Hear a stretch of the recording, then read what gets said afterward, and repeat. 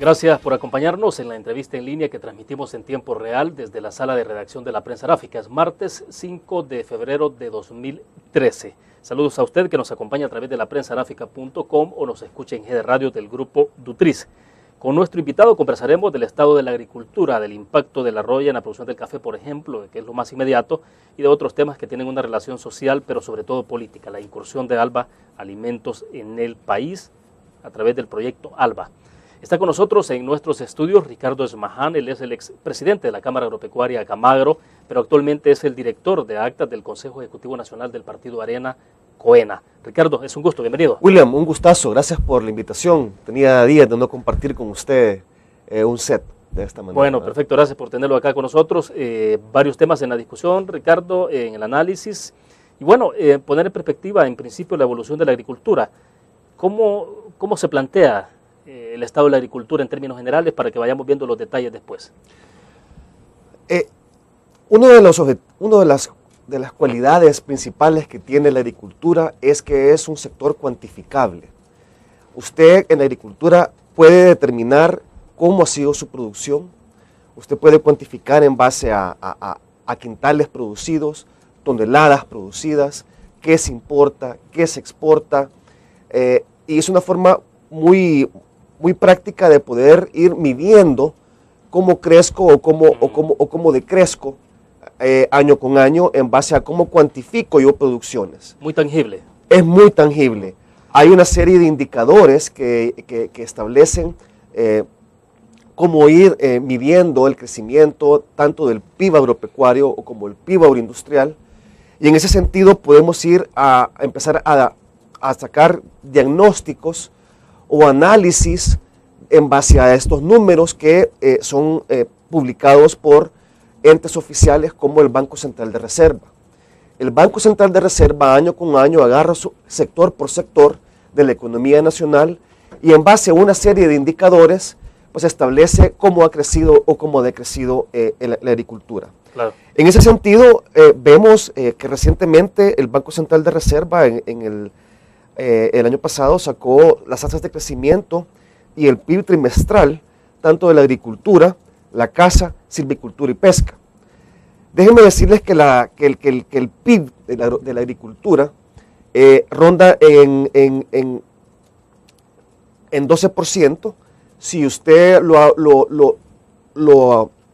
une con lo que es la agroindustria, pues llega al 21%, y por ende es un sector que tiene un impacto directo no solo en la economía nacional, sino en el tema de la seguridad alimentaria. Estamos hablando del PIB anual, ¿no? Anual, perfecto. Sí. Entonces, si analizamos eso y en base a la pregunta que usted me acaba de hacer, yo quisiera enseñarles aquí una gráfica que es publicada por el Banco Central de Reserva. Es una fuente del Banco Central de Reserva y le puede explicar cómo está la situación del agro. Yo no sé si se puede... No, solo la puede sostener a su altura nada más, ¿verdad? Exactamente ahí. Ok, creo que se ve entonces, aquí vemos en los años del 2003, del 2003 hasta el año 2008, la agricultura ha tenido un comportamiento que va hacia el crecimiento, ha tenido un crecimiento sostenible. Vemos que a partir de mayo el primer trimestre del 2008 empieza a tener un decrecimiento la agricultura por efectos externos que tienen que ver con temas climáticos, temas del precio del petróleo, entre otros, y demandas. Ricardo, la caída dramática entonces ocurre precisamente ¿dónde? La estamos viendo. La caída dramática empieza a partir del segundo trimestre del año 2009. Se desploma en números rojos. Esto lo dice el Banco Central de Reserva, no lo está diciendo Ricardo Esmaján. Se desploma en el 2009 y a partir del último trimestre del 2010 empieza un poco a levantarse la agricultura en crecimiento, pero jamás a los niveles que había estado en años anteriores. Luego, en el 2011, volvemos a tener un deterioro y una caída abrupta en números rojos de la agricultura, teniendo su pico más bajo en el cuarto trimestre del año 2011. Luego, en el año 2012, tiene una tímida recuperación, ya no con números rojos, sino con números negros, digamos, pero jamás llegan ni siquiera a lo que fue en el año 2011 la recuperación tímida que tuvo si lo comparamos con años anteriores. Entonces, ahora, ¿cómo? Yo creo que es importante esa parte porque este es un número grueso que de repente, como es bastante técnico, a veces puede que no se comprenda mucho, pero ¿cómo es que se explica esas caídas? Es decir, ¿qué momentos o situaciones coyunturales se viven para que se tenga esos altos y bajos? Eso se debe pues a que hay una serie de factores, y hablemos de los factores internos. Si bien es cierto, hemos tenido problemas climáticos, que han habido 2 tormentas que han sido fuertes, el hecho del impacto y de lo reportado de las cosechas dañadas por ese tipo de fenómenos climáticos no compensan la caída que vemos a raíz de lo que el Banco Central de Reserva ha publicado del deterioro estrepitoso que ha tenido el crecimiento de la agricultura en este país. Ahora bien, lo que usted me acaba de preguntar es bien interesante y ahí podemos ir subsector por subsector. Veamos, por ejemplo, para que vea por qué lo del Banco Central va de la mano con lo que les voy a enseñar de aquí en adelante. Veamos el tema del principal producto que se produce en este país, que es el maíz blanco. Vemos aquí esta gráfica, que es fuente del mismo Ministerio de Agricultura y Ganadería. Súbela un poquito más, ahí está muy bien. Vemos que en el 2008 tuvimos 2008-2009 la producción de maíz blanco tuvo una producción récord. Vemos en el 2009-2010 una caída estrepitosa en cuanto a la producción del maíz. Eso tiene varios aristas por los cuales ha pasado esto. Entonces, así como esto, podemos ver también otros sectores que han tenido el mismo problema. Vemos el tema del arroz, por ejemplo, que también ha tenido caída en producción. Vemos el tema de producción de café. El café no creo que es muy particular el tema del café, pero siempre también ha habido una disminución. Una de las principales críticas que he escuchado al presidente Funes, de una manera bastante agresiva, es decir que encontró cuando tomó la presidencia de la República la ganadería completamente destruida. Bueno, ha hablado de la agricultura en general. Pero le ha hecho énfasis en el tema de la ganadería. Yo le quiero demostrar aquí a los amigos que nos están viendo, de que, por ejemplo, el comportamiento de la producción de la leche fluida en el país, que es un reflejo de la ganadería, también ha tenido, del año 2008-2009 al año 2011-2012, una caída estrepitosa en cuanto a millones de litros de producción de leche. Entonces, lo que ha pasado aquí es que ha habido mucho discurso, mucha propaganda, pero poco trabajo, muchas palabras, pocas acciones. Eso se demuestra rubro por rubro, y usted lo puede ver en lo que el Banco Central de Reserva ha publicado, lo puede ver también en el tema del Ministerio de Agricultura, subsector por subsector. Entonces ahí vemos que ha tenido una situación bastante deplorable. Yo lo que estoy viendo y lo que vemos, los que entendemos algo del tema, es de que el gobierno en el tema de agricultura no tiene absolutamente nada más que propaganda. Lo único que vemos que está a favor de ellos, para venir a medio a rescatar lo que está pasando, de este deterioro que está teniendo, es el tema de Alba Alimentos, que ni siquiera con eso estamos convencidos o seguros de que verdaderamente tenga un impacto para que revierta el tema productivo del país. Ahora bien. Perfecto, porque debo hacer la primera pausa comercial para que continuemos hablando por sectores, un poco el comportamiento y cómo estamos a nivel de Centroamérica. Pero también, Ricardo, saber de manera precisa qué es lo que ha impactado, o sea, por qué en términos generales la agricultura plantea entonces un decrecimiento. Usted cita datos del Banco Central de Reserva, pero ¿cuál es lo medular que ha provocado esta recaída en los indicadores que usted nos ha dado? Vamos a una pausa y hablamos después de esto.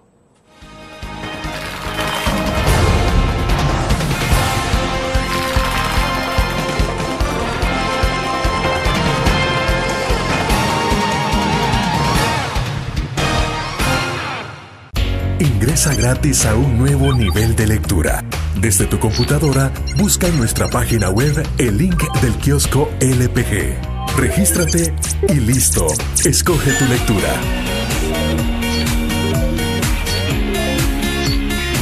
En tu tablet, iPhone o Android, ingresa a App Store o Google Play. Busca Kiosco LPG. Descarga la aplicación y disfruta de todas nuestras publicaciones digitales. Grupo Dutriz. Multiplicamos la forma de informarte.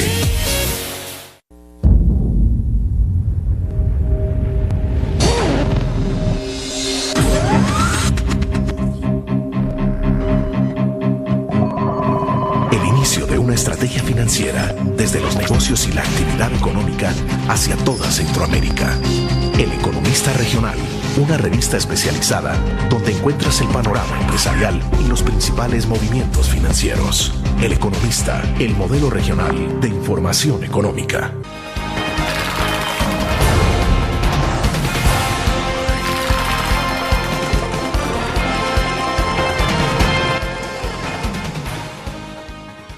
Bien, está este martes con nosotros en nuestros estudios desde la sala de redacción de la Prensa Aráfica, Ricardo Osmaján, decíamos, ha sido presidente de la Cámara Agropecuaria de nuestro país, Camagro, y actualmente es uno de los directores del Consejo Ejecutivo Nacional del Partido Arena. Ricardo, bueno, continuando siempre en la parte esa del comportamiento de los subsectores, usted decía, el único que más o menos se mantuvo por ahí es el café, ¿no? Ha tenido, pero ese es cíclico, el café es cíclico. Hoy obviamente hay un problema de emergencia nacional. Y lo platicaremos un poquito más adelante. Porque es una situación que preocupa y no ha habido la atención oportuna. En la agricultura tiene que ser oportuna la ayuda, tiene que ser oportuno la asistencia técnica. Perfecto. Si no es oportuno, por mejor voluntad que usted tenga, llega tarde. Ahora, Ricardo, en la línea de lo que veníamos conversando entonces, ¿por qué uno escucha al presidente Funes y él insistentemente habla de que los repuntes más importantes o las señales más importantes de recuperación del sector agrícola en este país, después de que quedó desmantelada y una cantidad de calificativos que señala, ha sido justamente en este periodo, después de 2009, cuando asume la presidencia él, de la mano del FMLN?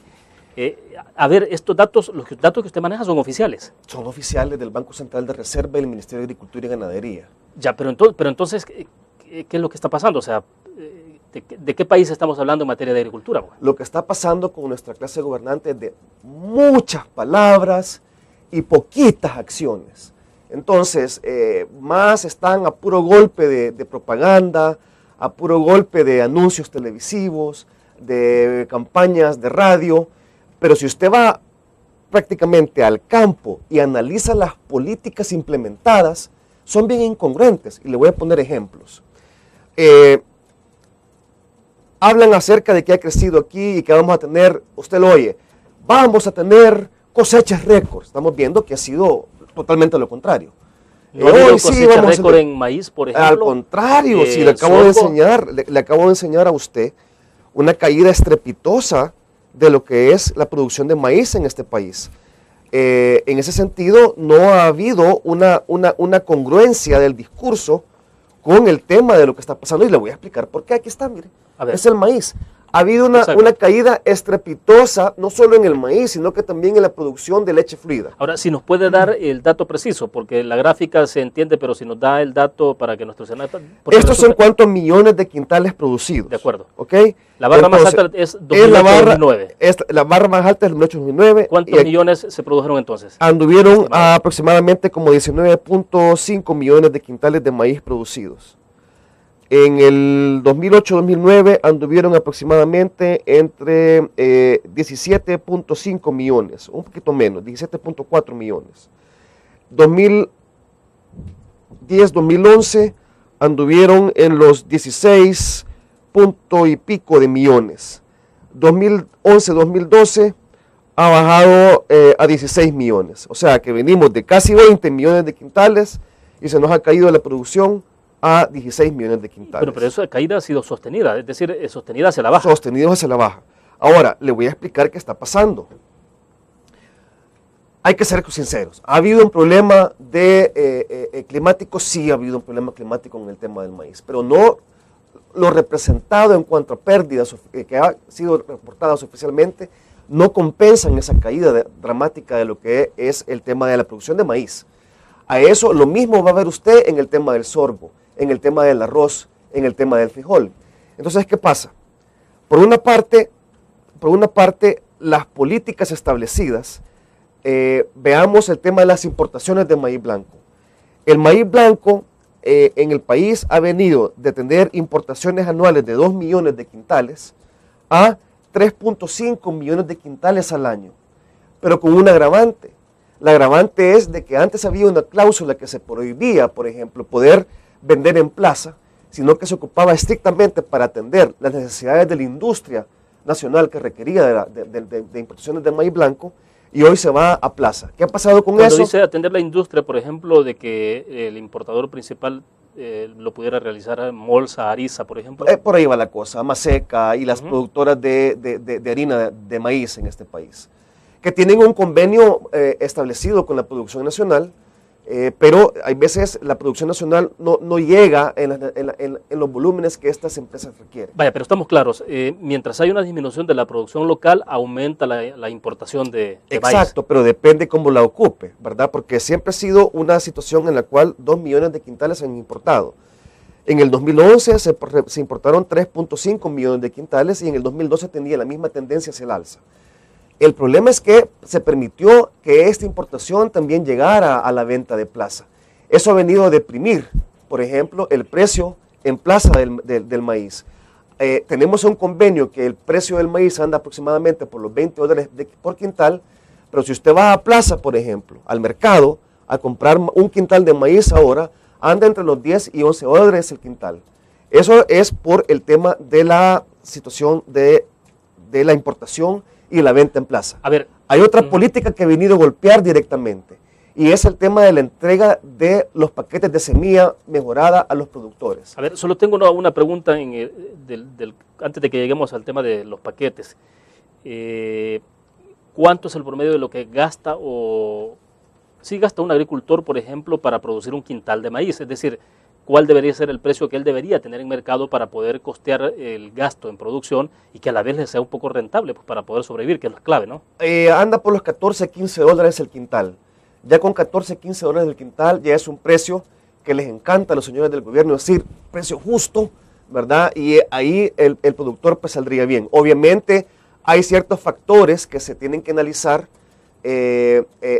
por lo cual se considera de que un precio verdaderamente justo podría rondar los 18 dólares a 20 dólares el quintal. Bueno, pero entonces no es un precio justo, 10, 11 dólares Ese es un precio para que usted pierda. Entonces, ¿el productor qué hace?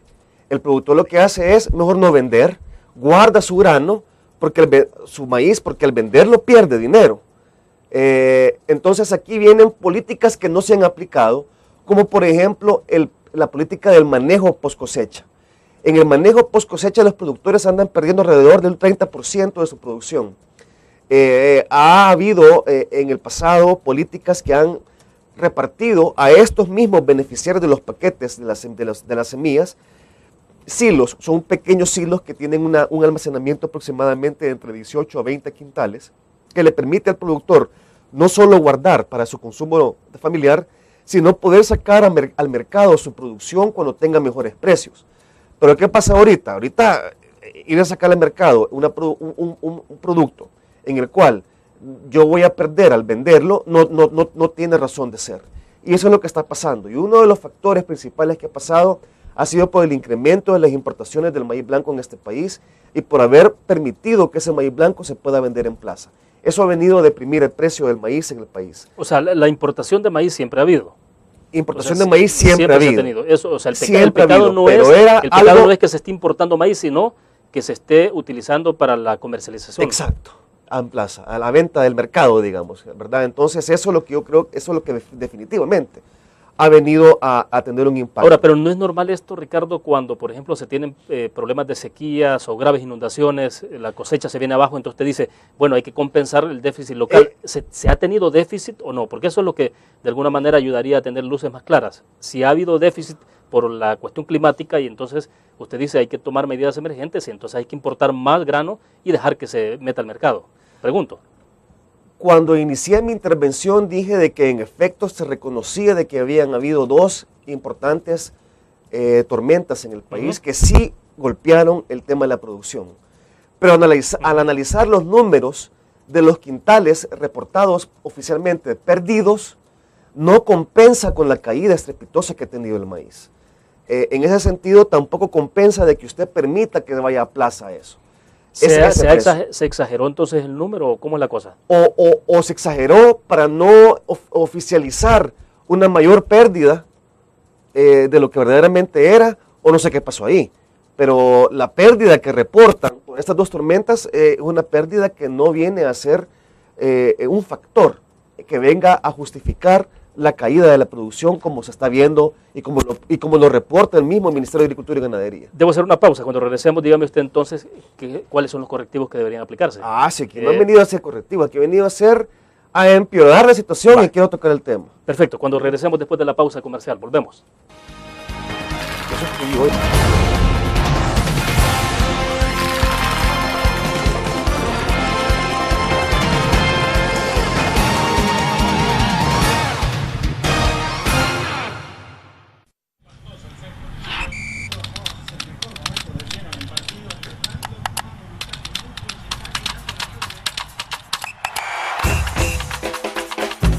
La emoción del deporte está en www.elgráfico.com.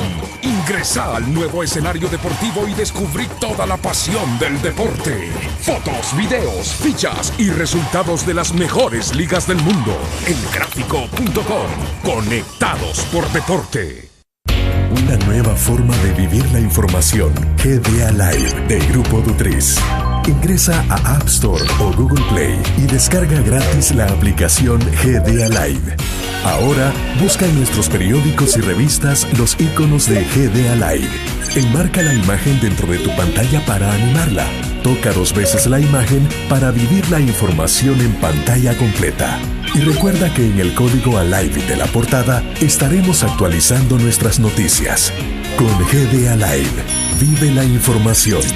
Grupo Dutriz, multiplicamos la forma de informarte.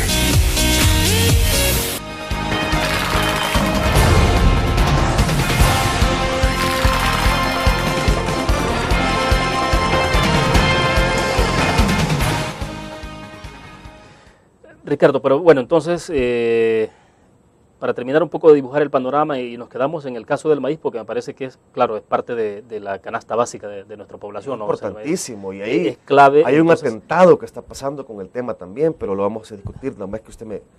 Pero bueno, entonces, como para que cerremos sobre ese tema, porque sí me interesa saber entonces cuáles son las medidas que se pueden implementar, o sea, o qué es lo que está afectando más entonces que se tenga una producción tan baja.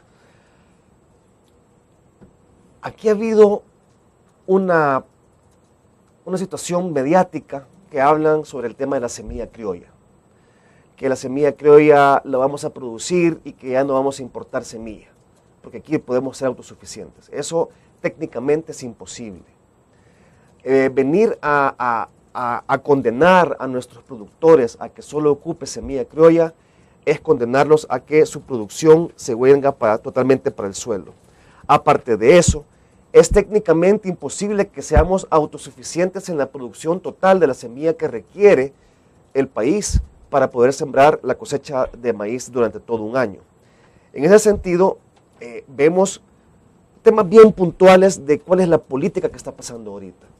Vimos a finales de diciembre el decreto 198, fue una iniciativa de ley del presidente de la República, para que en el tema de la ley de semillas, solo en los paquetes agrícolas que son entregados a los productores a nivel nacional, solo se permita entregar semilla criolla producida en el país a los beneficiarios de los paquetes.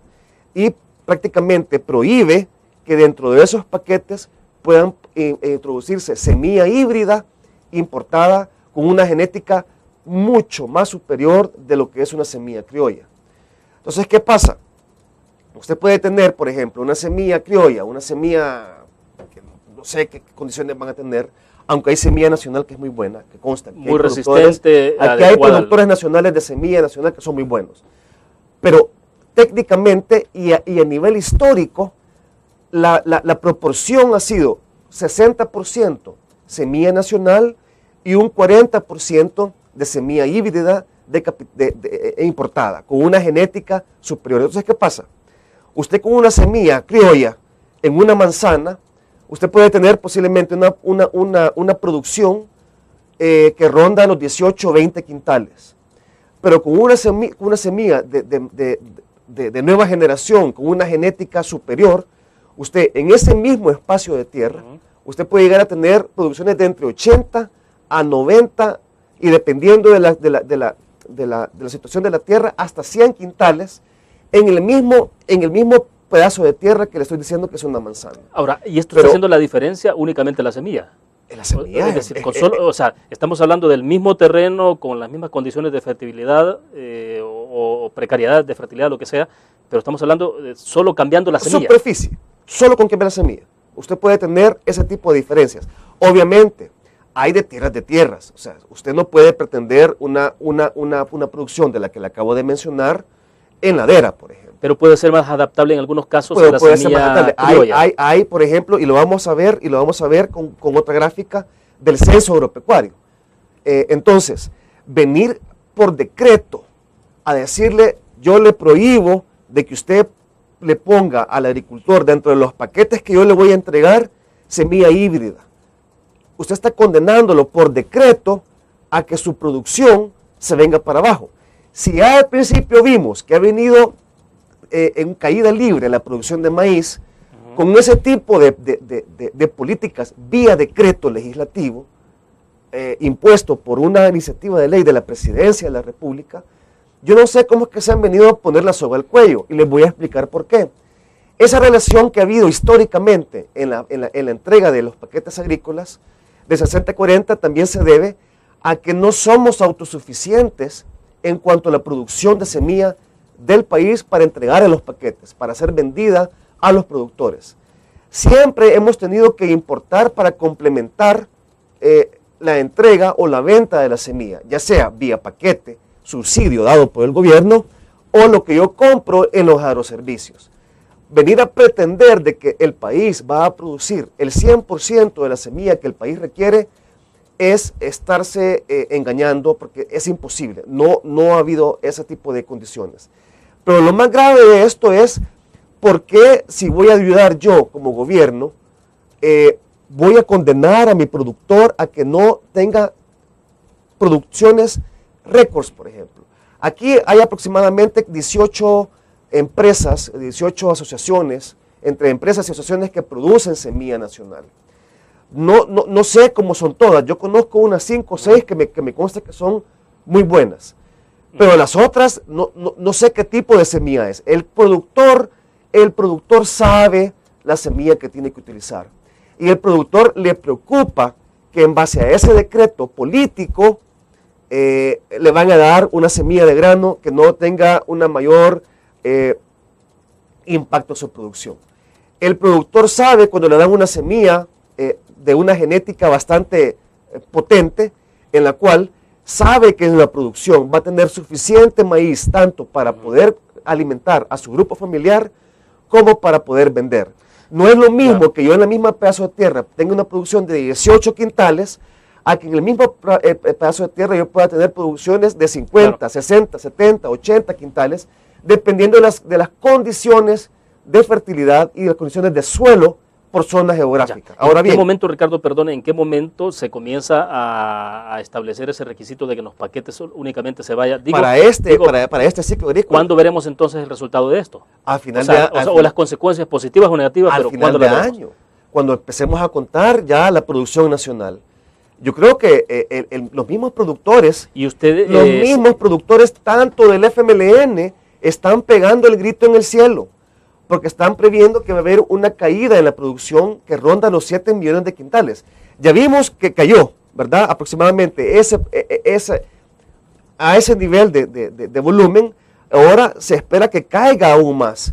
Si usted analiza, por ejemplo, esas 7 millones de quintales, día sombra. Sin tener obviamente una bola de cristal, pero de acuerdo a los comportamientos estadísticos de los indicadores, 7 millones es bastante, ¿no? Eso es lo que podría llegarse a perder esa calidad. Las asociaciones de productores agrícolas a nivel nacional, muchos de ellos del partido FMLN, han sacado páginas enteras en los periódicos denunciando esta situación, en la cual dicen, miren, no me condene a mí a que no use semilla de mejor calidad, ¿verdad? Usted me está prohibiendo a mí vía decreto legislativo de que yo tenga mejores rendimientos productivos en mi cosecha. Ahora bien, ¿cómo piensa el gobierno compensar eso? Dice, cuando entró el gobierno actual, dijeron, este proyecto hay mucho clientelismo político, lo vamos a disminuir. Y lo disminuyeron. Y cayó el primer ministro de Agricultura. Lo echaron. De ahí viene un segundo ministro de Agricultura y dice, no, miren, este proyecto tiene que desaparecer, porque este proyecto es un desesencialismo. Le jalan el aire, arreglan las cosas, bajan el nivel de beneficiarios y no sé qué pasó por ahí y echan al ministro también. Segundo ministro de Agricultura. Hoy en 3 años tenemos al tercer ministro de Agricultura y dice, no, ahora vamos a subir y vamos a tener 50,000 beneficiarios más. Es una incongruencia de ir prueba y error. Aquí no se trata de inventar el agua tibia.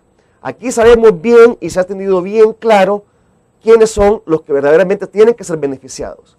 Pero por querer hacer las cosas mejor, por querer hacer las cosas en base a un supuesto cambio, estamos viendo que estamos como el cangrejo, para atrás, para atrás, para atrás. Ahora bien, la distribución de la producción y plantaciones por departamento a nivel nacional es bien interesante a analizarlas. Aquí hay una relación en cuanto a lo que es producción en quintales versus el número de plantaciones. Esto es el censo agropecuario. ¿Qué dice aquí? Vamos por departamento. Dice que Usulután es el departamento más productivo con relación a la zona plantada. Esto es en base a área plantada, lo amarillo. Entonces, Usulután, Santa Ana, La Libertad, Aguachapán, San Vicente, La Paz, van acorde con lo que siembro en cuanto a manzanas, claro, y la producción. Pero vean estos departamentos, La Paz, Sonsonate, San Miguel, La Unión, Chalatenango, Cabaña, San Salvador, Cuscatlán, esos departamentos tienen tanto o más superficie sembrada en relación a esos departamentos, pero su producción no va acorde con el área sembrada. Aquí hay varios factores. Aquí puede haber el tema de la situación de la tierra. Puede haber que sean departamentos que tienen demasiados barrancos o mucha ladera, claro, claro. Pero también tiene que ver con el tipo de semilla que yo ocupo para poder trabajar eso. Entonces, venir con esas incongruencias de prueba y error, que hoy voy a bajar voy a bajar a 50,000, 60,000 beneficiarios, después que voy a quitarle el programa, y hoy no, hoy voy a volver a subir a como estábamos antes, pero hoy te voy a dar semilla de grano, porque ya no te quiero dar semilla híbrida. Es una situación. En el mercado de semillas, en el mercado de los productores, están conscientes de que es imposible de que el gobierno ocupe el 100% de semilla criolla para poder atender todos los paquetes agrícolas. Entonces, bien, en ese sentido, creo que son las incongruencias que podemos notar por lo cual está cayéndose la producción en este país, su sector por su sector. Bien, vamos a hacer una pausa comercial más. Cuando regresemos, hay el proyecto de Albas que tiene mucha relación con la parte de la producción agrícola y está Albalimento, por ejemplo. Hablemos un poco de eso, del impacto que está teniendo y desde luego la vinculación entonces política y social. Vamos a una pausa.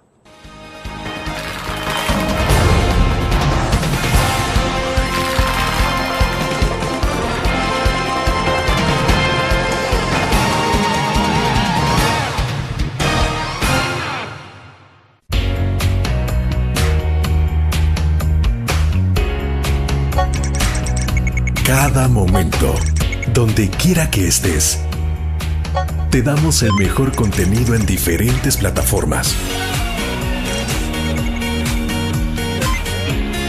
Para que tú escojas el medio para informarte. Y ahora con Grupo Dutriza Live, la nueva aplicación digital. Vive la información como una nueva experiencia en tu periódico. Multiplicamos la forma de informarte. Grupo Dutriz. La interacción con la tecnología llega con múltiples formatos. Nueva revista Tech Live, la información tecnológica más actual y los gadgets que modifican tu estilo de vida. Tech Live es una revista multiplataformas que te ofrece los últimos avances de la tecnología, las herramientas de mayor utilidad e interesantes artículos de la era digital. Escoge el medio que te mantendrá actualizado o visita nuestra web. Espera el futuro con Tech Live, una publicación de Grupo Motriz.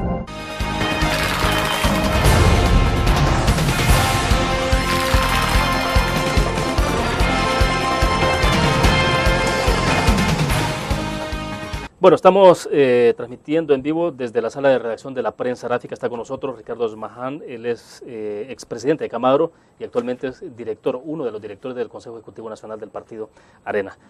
Bueno, es imposible que en el marco de todo esto, Ricardo, se deje hablar de la parte política, y sobre todo que estamos hablando del tema de alimentos y, bueno, pero quizás no tocamos, y sí me interesaría una opinión entonces rápida sobre el tema de la producción de café, sobre todo ahora que está el tema de la roya y bueno, hubo una agria disputa bastante fuerte entre el presidente de la República y algunos dirigentes de Procafé el año pasado en torno a la parte de financiamiento, de contribuciones. ¿En qué estado se encuentra la caficultura en este momento o se puede encontrar a la vuelta de algunos meses o en la producción que tendremos, digamos, a finales de este año?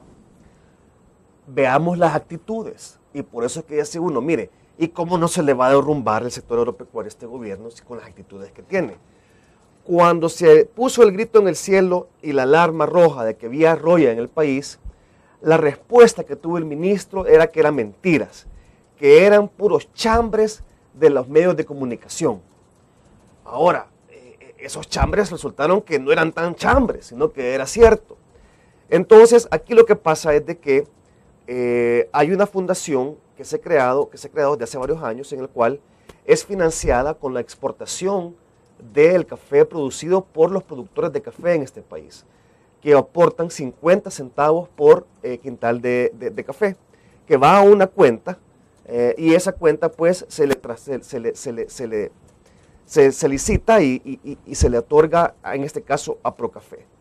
Entonces, el gobierno, tal vez porque ha visto en el pasado que han habido caficultores que tal vez han tenido alguna actividad política, se encapricharon con asfixiar financieramente a la entidad de Procafé.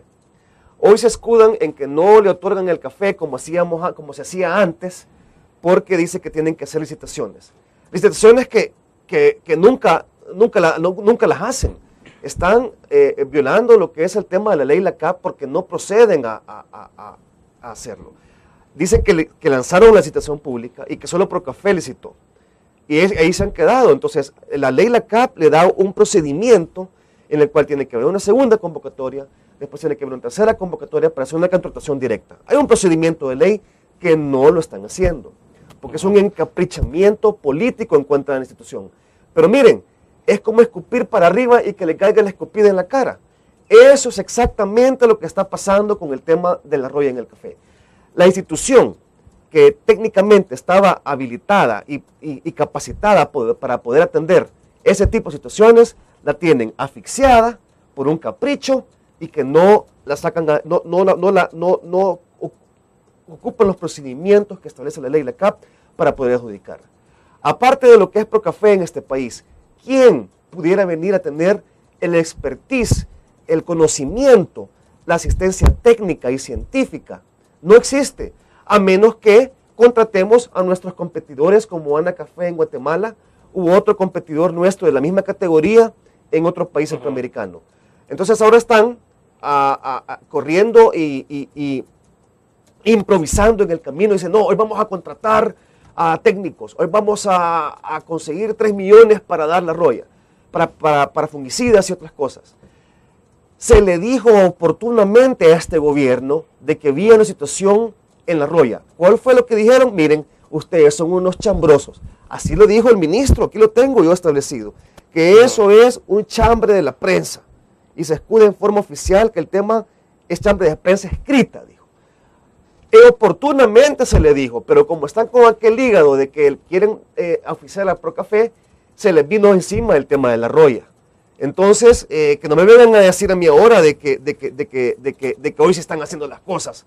Si usted no hace las cosas de forma oportuna, usted va a tener un impacto como lo está teniendo ahorita el tema del café en este país. Pero Ricardo, cuando el presidente de la República argumentaba en su momento que a cuenta de qué el Estado tenía que financiar a una institución privada o a los privados, cuando hacía algunos de los argumentos que señalaba sobre Procafé. El presidente nuevamente viene y no es sincero con la población. Procafé no requiere ni un centavo partido por la mitad del presupuesto del gobierno.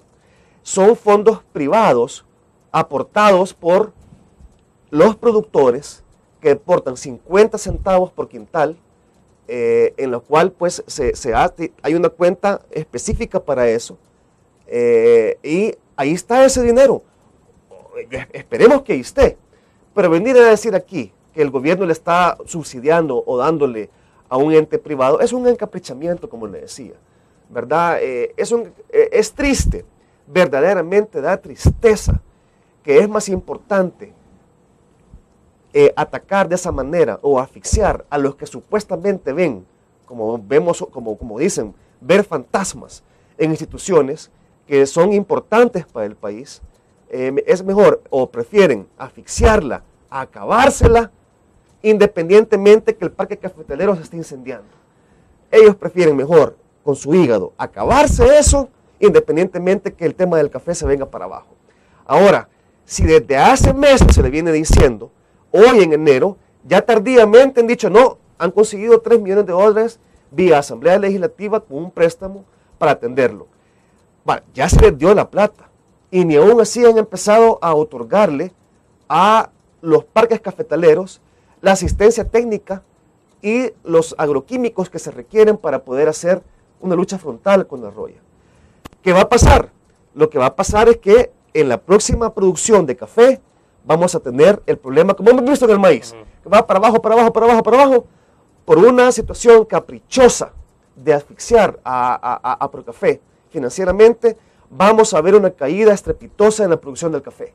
Se les dijo con tiempo, pero no han sido oportunos, más que ha habido una situación que sí son oportunos en el discurso, en el bla, bla, bla, en hablar mucho, en prometer cosas, pero ya a la hora de ejecutar, a la hora de hacer, a la hora de llevar la situación al campo, dejan mucho que desear. Bueno, hacemos otra pausa, ahora sí hablamos un poco entonces del otro tema, de cómo lo están viendo ustedes en términos del impacto en agricultura, pero también la parte política que es imposible de separarla en el caso de Alba Alimentos. Vamos a la pausa.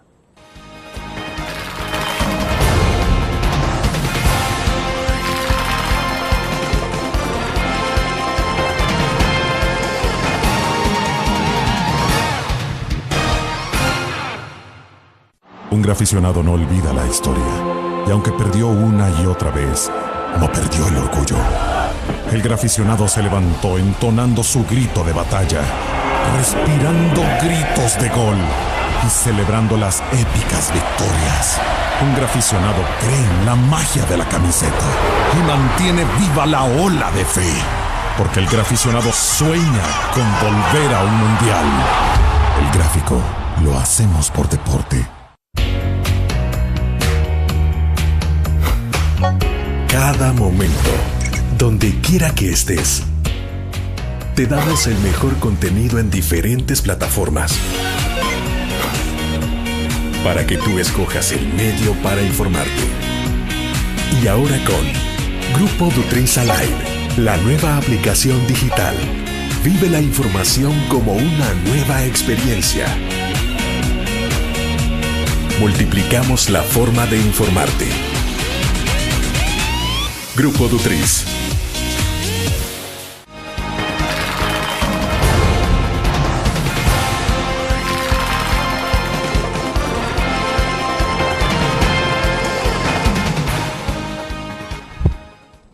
Bueno, nos quedan algunos minutos de la entrevista en línea. Ricardo, entonces, ¿cómo se está planteando el tema de Alba Alimentos? Bueno, en el caso suyo, lo podemos ver técnicamente, pero también políticamente. Desde Claro, luego que usted es claro. director del COENA. Y algunos dirán, bueno, no vamos a esperar que haya una opinión positiva de Ricardo Smaján, porque es del Consejo Ejecutivo Nacional del Partido Arena, sobre el tema de Alba Alimentos, que es un proyecto que, de luego, es del FMLN. Entonces, pero bueno, ¿cómo se plantea este análisis desde el COENA? Yo lo planteo, lo voy a dar como Ricardo Smaján, como exministro de Economía que fui, ¿verdad? Que tuve que lidiar con el tema de Albapetróleos. Yo el tema de Albapetróleos y Alba Alimentos lo veo como el emblemático engaño histórico, conocido como el caballo de Troya. Se los voy a explicar por qué. Cuando entra Albapetróleos, vienen y dicen, miren, aquí venimos y vamos a dar precios justos, porque estas multinacionales han sido unos vampiros que le han chupado la sangre al pobre pueblo salvadoreño. Y le vamos a dar la gasolina y la daban, obviamente, 34 a 45 centavos más barata. Con la gran alaraca, ¿verdad? De que estos son los precios justos, que hoy somos una empresa con función social y miren los precios que estábamos dando. Cuando yo veo eso como ministro y veo cuál era la jugada que hacían, ellos importaban la gasolina a un precio X, pongamos los números redondos, lo importaban a 10, pero lo vendían a 7. Y usted decía, ¿cómo es que importan un precio más caro y lo venden más barato? No tenía una lógica empresarial eso. Al descubrir qué estaba pasando, ellos compraban al precio de mercado y le vendían la gasolina a las gasolineras a precio de mercado. Pero una vez hacían la taxación, metían una nota de crédito en el cual hacían el ahorro para poder vender la gasolina más barato. Obviamente con un beneficio político del pueblo venezolano, de los impuestos del pueblo venezolano que el gobierno de Venezuela le regala al FMLN. Era la única explicación. Pero ¿qué pasó en esa época? Hasta los mismos empresarios, cuando yo empecé a denunciar eso, me decían, mire Ricardo, ya no hable de ese tema. Ese tema es un tema perdedor. Si a la gente no le importa que sea más barata o quién la regala o quién no, es un tema que no se puede trabajar. Entonces, hasta siento yo que hasta todos mordieron el anzuelo de ese caballo de Troya. Observen lo que pasó. Las elecciones de 2009 se dan y ganan la presidencia de la República. Se acabó de ahí en adelante el precio justo. Se acabó de ahí en adelante el hecho de que las transnacionales eran unos vampiros. Entonces, ¿cómo ahora estaba relacionado eso? Vaya usted ahora a cualquier estación Alba, al azar, y compare el precio que tienen en bomba en comparación a sus competidores. Y son exactamente el mismo precio. Fue una maniobra política premeditada para engañar a la población y comprar voluntades electorales. Ahora tenemos ese ejemplo, ¿ok? Ahora viene Alba Alimentos con la misma canción y dicen que van a comprar carísima la producción a los productores y les van a vender baratísima a los consumidores porque hubo un precio justo. Y andan ahí como que es la Madre Teresa de Calcuta regalando dinero, te vamos a dar crédito, te vamos a condonar deudas, te vamos a arreglar fertilizantes, te vamos a comprar tu cosa cara, y ahí andan con ese caballo de Troya, igualito como pasó con el tema de la gasolina. El objetivo principal es la compra de voluntad electoral política para tener créditos electorales. Es lo único que tienen, porque ya hemos discutido ampliamente en esta entrevista que el tema agrícola pues, no ha sido lo que dicen los discursos del señor presidente. No es lo que dice la propaganda de Casa Presidencial en cuanto a lo que es el tema agrícola. Entonces, lo único que tienen hacia adelante para ellos es el tema de Alba, pero ojo, es el mismo engaño que hicieron con la gasolina. Lo preocupante es de que aquí estamos hablando de la comida del pueblo, que esos señores, en base a engaños como el caballo de Troya, vengan a cantarnos esa sirenita, ¿verdad? De que nos van a comprar y nos van a regalar y que nos van a dar millones y andan tirando plata como locos en el puerto. Entonces, Ricardo, pero no la es gente sostenible. Ricardo, pero la gente puede pensar, bueno, al final de cuentas, lo importante es que algún beneficio ha habido. El combustible, pero bueno, algún tiempo se bajó el precio del combustible, pero ese beneficio nadie lo había dado y lo está dando una empresa que se dice que tiene una razón social. Discúlpeme, William. No es, discúlpeme, William. Por eso, ese beneficio es un engaño. Entonces, ahora con el tema de los alimentos, cualquiera puede decir, bueno, pero entonces es un beneficio social que nos están dando. ¿Y cuál es el problema? De hecho, cuando usted escucha, productor, le están por decreto queriendo usted entregar semilla con mejor genética, por el decreto 198. ¿A quién quieren beneficiar? Si deja de comprar el gobierno esa semilla que es productiva y le van a entregar semilla que no es tan productiva, ¿qué va a pasar? ¿Quién va a comprar la otra semilla buena? ¿Ah? Yo creería que pudiera ser Alba Alimentos y decir, miren aquí, miren cómo producimos nosotros. Es decir, usted lo está viendo como algo deliberado. Es deliberado. Es decir, le dan semilla de mala calidad al agricultor para hacer negocio con... Vea, el tiempo lo va a decir. Pero ¿no es eso demasiado alcanzativo o especulativo? No, vamos a ver con el tiempo. ¿Por qué mete mano vía decreto el gobierno para limitar al productor de que tenga semilla, acceso a semilla híbrida, extranjera, con mayor impacto genético? Me pregunto. Ahora bien, el hecho de que anden con Alba Alimentos, igual como empezaron con Alba Petróleos, no es que sea especulativo, eso sucedió. Está documentado en todas las notas periodísticas de que vendían la gasolina más barata. ¿Por cuánto tiempo la vendieron más barata?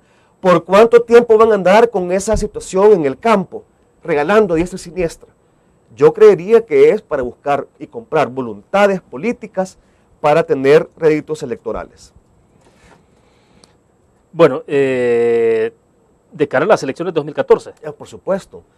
Cuando uno ve la participación de Alba Alimentos en el campo y encuestas electorales de cómo se está moviendo la preferencia, por ejemplo el caso del FMLN, ¿usted lo ve relacionado a eso? El FMLN, cuando empezó a ver en sus encuestas antes de las elecciones del año pasado que venía en una caída libre en las zonas urbanas o en el Gran San Salvador, ocuparon de inmediato la estrategia de irse a las zonas rurales. Y lo empezaron a hacer de una manera ya para ellos premeditadamente para buscar créditos políticos en la zona rural. Y se apresuraron desde el año pasado, antes de las elecciones del año pasado, a hacerlo. Ahora están de lleno en ese afán vía Alba Alimentos, que no va a ser sostenible. No va a ser sostenible porque es un favor que un gobierno soberano le está haciendo a un partido político dentro de otro gobierno soberano. Diferente fuera que de gobierno a gobierno tuviéramos esa ayuda. Pero que hay una intromisión política en el cual el FMLN, con la chequera del pueblo venezolano, va a comprar voluntades políticas con este tipo de dádivas. Y lo triste es lo que usted me acaba de decir. Sí, ¿qué importa? Y me lo decían con la gasolina. ¿Y qué importa que sea de donde venga? Pero ¿por cuánto tiempo usted va a tener eso? Abramos los ojos. Yo les digo, ahora lo decimos, ¿cómo le explica a usted acéptenlo. eso? Si le van a regalar, agárrenlo, pero que no le compren su voluntad, porque esto es eminentemente una situación política, para comprar voluntades políticas. Ahora, ¿cómo le explica eso usted a un campesino que tiene necesidad de poder cultivar su tierra, pero llega al Alba Alimentos y le da condiciones preferenciales con crédito, intereses bajos, y tiene condiciones preferentes que no las tiene con la banca tradicional porque es un pequeño agricultor? ¿Cómo le explica a usted esa parte, la parte política y las consecuencias que eso tiene? ¿Cómo cree que le puede entender un campesino? Mire, he tenido la oportunidad de andar recorriendo el interior del país, de punta a punta, y platicando sobre eso con una cantidad enorme de asociaciones de productores, con unas bastante pulsos de diferentes municipios con productores agrícolas. Y mire, y me he dado cuenta que esta gente no es tonta. Y si creen que eso los pueden engañar con ese tipo de dádivas, están bien equivocados. Están clarísimos de que esa es una situación en la cual se quiere comprar la voluntad o la conciencia política de esta gente, pero saben que no es sostenible. Y están claros de que van a aceptar todo lo que les regalen, pero eso, a que tenga un impacto en cuanto a compra de voluntades, yo creo que está muy lejos. He visto mucho más entendimiento en la zona del campo hacia lo que es este caballo de Troya de Alba Alimentos, a lo que pude percibir, por ejemplo, de lo que fue aquí el tema de la gasolina. Y si no, pregúntenle al sector transportistas, se los engancharon, les dieron ató con el dedo con el tema de la gasolina más barata. Vaya a ver ahora si tienen gasolina más barata. Al contrario, hoy tienen más problemas porque no les pagan su subsidio a tiempo. Bueno. Entonces, esa situación del petróleo, lo resumo, es el perfecto ejemplo de un caballo de Troya en este país. Bueno, se nos agotó el tiempo. Gracias, Ricardo, por haber compartido con nosotros. William, ha sido un gusto. Bueno, mañana les anticipo, estará con nosotros en nuestros estudios Luis Cardenal, presidente de la Cámara de Comercio de nuestro país, hablando de la actividad comercial, la actividad de la economía y de otros temas. Gracias a ustedes por su fiel sintonía.